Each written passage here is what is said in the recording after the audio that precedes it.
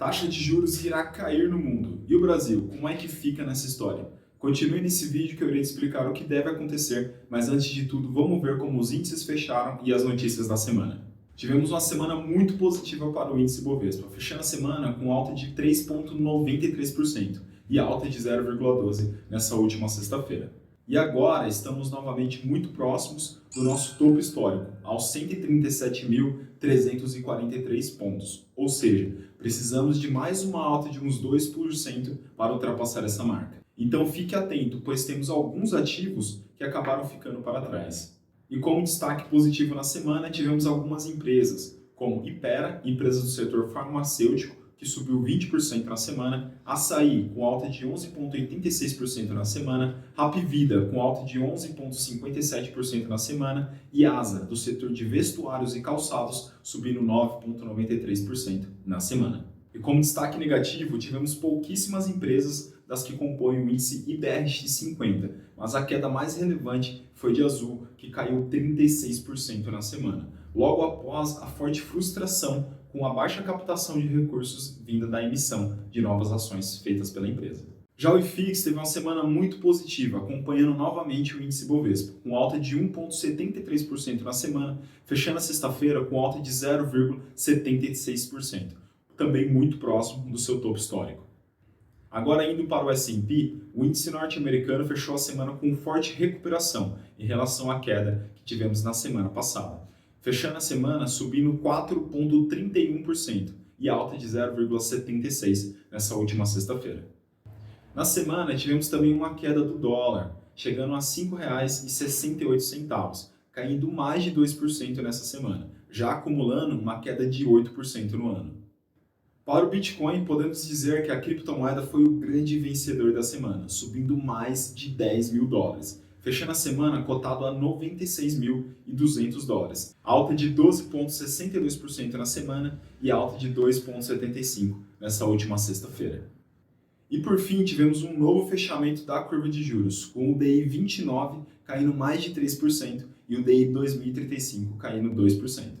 E como vocês podem ver, temos uma forte correlação negativa em relação ao Ibovespa e os DIs futuro. Então a grande máxima do mercado que diz juros para baixo, bolsa para cima, muitas vezes se concretiza como uma realidade. Então já parou para pensar qual a expectativa da taxa Selic para o próximo ano? Selic para cima ou Selic para baixo? Deixe a sua resposta aqui nos comentários. Enfim, agora vamos às notícias da semana. E como de costume, vamos começar pela Europa.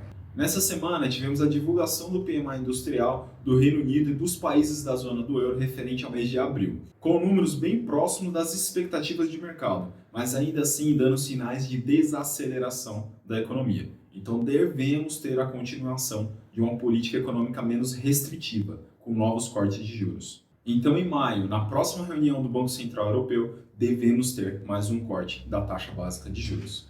Agora, sobre a China, o conflito entre Estados Unidos e China continua.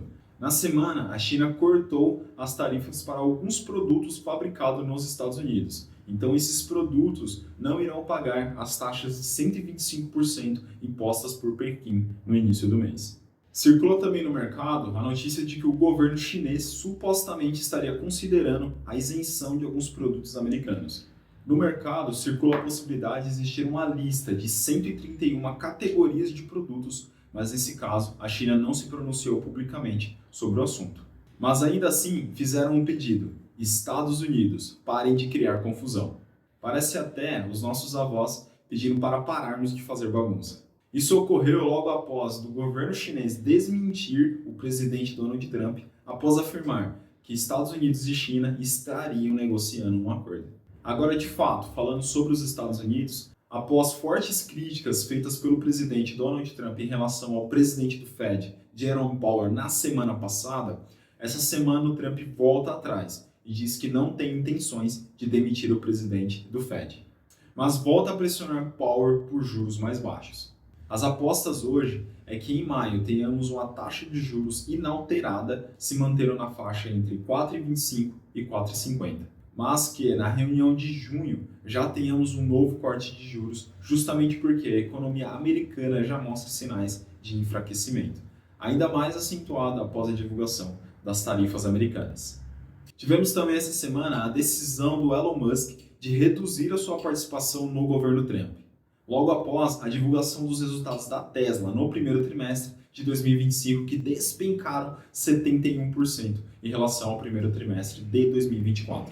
Sendo que as ações da companhia já caem mais de 30% em 2025, e a sua principal concorrente, a empresa chinesa BYD, comemora uma alta de mais de 36% de valorização em 2025.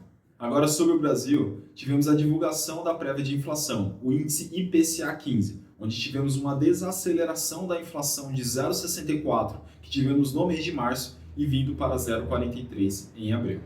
Do lado positivo, tivemos uma trégua dos preços das passagens aéreas e gasolina, mas os preços dos alimentos voltaram a pressionar o orçamento familiar. O grupo de alimentação e bebidas teve uma aceleração de 1,14% no 8º mês consecutivo de variação positiva. O encarecimento da alimentação correspondeu a cerca de 60% de todo o IPCA 15 do mês de abril.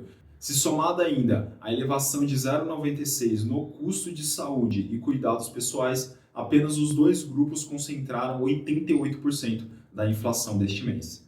Os dados são do Índice Nacional de Preços ao Consumidor Amplo, IPCA 15, divulgados ontem pelo Instituto Brasileiro de Geografia e Estatística, IBGE. Embora tenha ficado dentro do previsto por especialistas, o resultado fez a taxa acumulada de 12 meses acelerar pelo 3º mês consecutivo, chegando agora a 5,49%, que é o maior patamar para o período em mais de 2 anos. Com isso, a taxa ficou ainda mais longe da meta de inflação de 3%, perseguida pelo Banco Central. Então, tudo isso reforça a possibilidade de termos mais um aumento da taxa básica de juros na nossa próxima reunião do Copom. Sendo que hoje a expectativa é de mais um aumento de 0,5%, com a taxa Selic chegando a 14,75%, mantendo o Brasil entre as 4 maiores taxas de juros do mundo, juntamente com Turquia, Argentina e Rússia, que está em guerra. Irei fazer um vídeo especificamente falando sobre essa taxa de juros chegando a 14,75%, então não deixe de se inscrever no canal.